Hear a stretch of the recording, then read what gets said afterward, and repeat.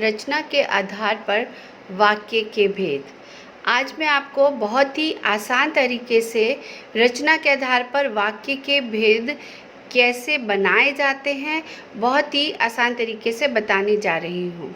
वाक्य रूपांतर, सबसे पहले हमें यह समझना होगा कि वाक्य रूपांतरण कहते किसे हैं। एक प्रकार के वाक्य को दूसरे प्रकार के वाक्य में बदलना वाक्य रूपांतर कहलाता है।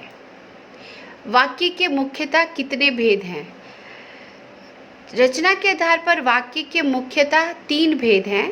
पहला है सरल या साधारण वाक्य, दूसरा है संयुक्त वाक्य, तीसरा है मिश्र वाक्य। अब सरल वाक्य किसे कहते हैं? सरल वाक्य या साधारण वाक्य जिस वाक्य में एक ही क्रिया और एक ही कर्ता होता है, वे साधारण वाक्य कहलाते हैं। उदाहरण के तौर पर, राम फल लेने बाजार गया।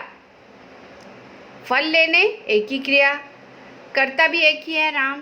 सीता गाती है, गाती है एक ही क्रिया है और कर्ता भी सीता एक ही है, तो यह सरल वाक्य के अंतर्गत आएगा। संयुक्त वाक्य, संयुक्त या जटिल वाक्य किसे कहते हैं, अब मैं साधारण भाषा में आपको बताऊंगी। संयुक्त वाक्य या जटिल वाक्य, जिस वाक्य में 2 या 2 से अधिक उपवाक्य मिले हों परंतु सभी वाक्य प्रधान हो, तो ऐसे वाक्य संयुक्त वाक्य कहलाते हैं। ये योजक शब्दों द्वारा जोड़े जाते हैं। योजक शब्द कौन कौन से होते हैं, मैं यहाँ आपको बताना चाहूँगी। योजक शब्द होते हैं या, वा, अथवा, इसलिए, किंतु, परंतु, लेकिन, तथा, एवं आदि। इनसे जोड़कर हम संयुक्त वाक्यों को बनाते हैं। चिल्ड्रन, यहाँ मैं एक बात और आपको क्लियर करना चाहती हूँ। संयुक्त वाक्य जो होते हैं, संयुक्त का मतलब ही होता है जोड़ना। संयुक्त परिवार, संयुक्त वाक्य यानी जोड़ना। अब मैं आपको और आसान करने के लिए कुछ उदाहरण बताती हूँ। वर्षा शुरू हुई और मोहन आ गया। यहाँ पर वर्षा शुरू हुई एक वाक्य है, मोहन आ गया एक दूसरा वाक्य है, लेकिन हमने इसको और से जोड़ दिया। वर्षा शुरू हुई और मोहन आ गया। दूसरा एग्जाम्पल है, मोहल्ले में शोर हुआ एक वाक्य और सब बाहर आ गए। सब बाहर आ गए दूसरा वाक्य। अब हमने इसको और से जोड़ दिया। मोहल्ले में शोर हुआ और सब बाहर आ गए। तीसरा जो इसका भेद है, मिश्र वाक्य या मिश्रित वाक्य भी कह सकते हैं।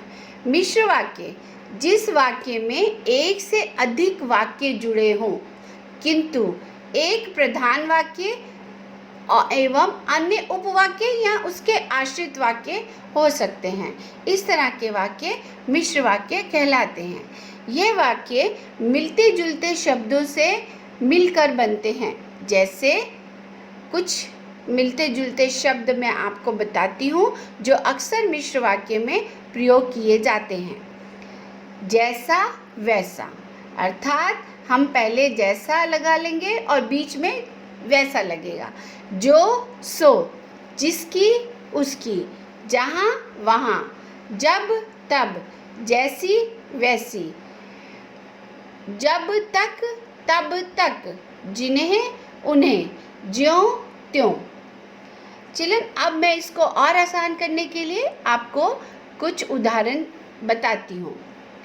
जब राम ने परिश्रम किया तब उसे सफलता मिली। अब इसमें हमने जब पहले लगाया है, तब बीच में लगाया है। ज्यों ही मैं घर से निकला त्यों ही बारिश होने लगी। इसमें हमने ज्यों पहले लगाया और त्यों बीच में लगाकर ये मिश्र वाक्य के रूप में हमने परिवर्तित किया।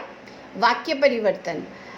अब मैं आपको कुछ ऐसे उदाहरण बताऊंगी जो एक ही वाक्य है, उसको हमने तीनों में इस्तेमाल किया है और कैसे परिवर्तन करते हैं ये आपको समझ में आ जाएगा। कुछ उदाहरणों द्वारा हम इसे आसान तरीके से समझ सकते हैं। उदाहरण 1 सरल वाक्य है, आज की मूसलाधार वर्षा से बाढ़ आ गई। संयुक्त वाक्य में इसी वाक्य को कैसे बदलेंगे? आज मूसलाधार वर्षा हुई और इस कारण बाढ़ आ गई। अर्थात हमने और लगाकर इस वाक्य को दो भागों में बांट दिया। मिश्र वाक्य में इसी वाक्य को हम कैसे बनाएंगे? चूंकि आज मूसलाधार वर्षा हुई अतः बाढ़ आ गई। देखा आपने किस तरह से हमने सरल वाक्य को संयुक्त और मिश्र में भी शब्दों को लगाकर बना लिया। अब हम इससे अगला आपको एक और मैं उदाहरण देकर और आसान कर देती हूँ। अब दूसरा उदाहरण है, सरल वाक्य क्या है? वह 2 दिन गांव में रहकर सबका प्रिय हो गया। संयुक्त वाक्य है, वह 2 दिन गांव में रहा और सबका प्रिय हो गया। यहाँ आप देखेंगे और लगाकर हमने उसको दो भागों में बांट दिया वाक्य को। तीसरा है मिश्र वाक्य। अब हम इस वाक्य के प्रारंभ में जब लगा लेंगे। जब वह 2 दिन गांव में रहा तब वह सबका प्रिय हो गया। अब मैं आपको कुछ नियम बताना चाहती हूँ। जब हम ये वाक्य बनाते हैं तो हमें क्या नियम ध्यान में रखने चाहिए। वाक्य संश्लेषण करने के लिए वाक्य के कुछ नियम होते हैं। इस प्रक्रिया को ध्यान में रखकर हमें ये वाक्य बनाने चाहिए। सबसे पहला, सभी वाक्यों में मुख्य क्रिया को चुनना। मुख्य क्रिया क्या है? उसको चुनना और उस पर आधारित वाक्य बनाना। शेष वाक्यों में से पद या पदबंध बनाना। पदबंध हम कैसे बनाएंगे? जब हम वाक्य में एक शब्द और जोड़ देंगे तो वो और एक पद उसमें जुड़ जाता है।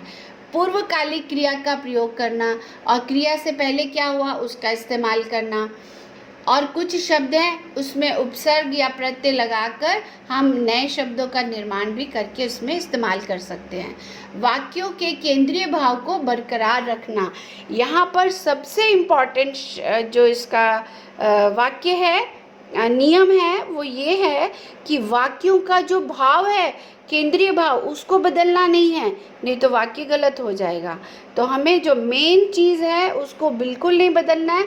हाँ, उसको बनाते समय हम सरल वाक्य के नियम, संयुक्त वाक्य के नियम और मिश्र वाक्य के नियम, तीनों के नियमों को मद्देनज़र रखते हुए हमें वाक्य को बदलना पड़ेगा।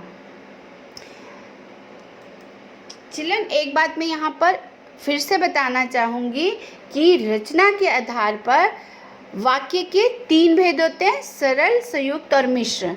सरल वाक्य में हमें केवल एक ही क्रिया और एक ही कर्ता होता है और छोटे वाक्य होते हैं, सिंपल सेंटेंस जिसको बोलते हैं। संयुक्त वाक्य में हम 2 वाक्यों को जोड़ देते हैं एक शब्द से, और इसलिए, किंतु, परंतु, इनसे। और मिश्र वाक्य में हम पहले एक शब्द लगाते हैं और बीच में एक शब्द लगाते हैं। जैसे ही प्रधानमंत्री आए वैसे ही भाषण शुरू कर दिया। जैसे ही कक्षा में आई अध्यापिका वैसे ही पढ़ाना शुरू कर दिया। तो इस तरह से हम इन तीनों को, यदि हम इनके नियमों को याद कर लेते हैं तो रचना के आधार पर जो वाक्य हम बनाते हैं वो कभी भी गलत नहीं हो सकते। इसी के साथ मैं इसका समापन करती हूँ। मुझे उम्मीद है आपको ये सरल तरीके से समझाए गए रचना के आधार पर वाक्यों के परिवर्तन को आप समझ गए होंगे और आपके काम आएंगे। धन्यवाद।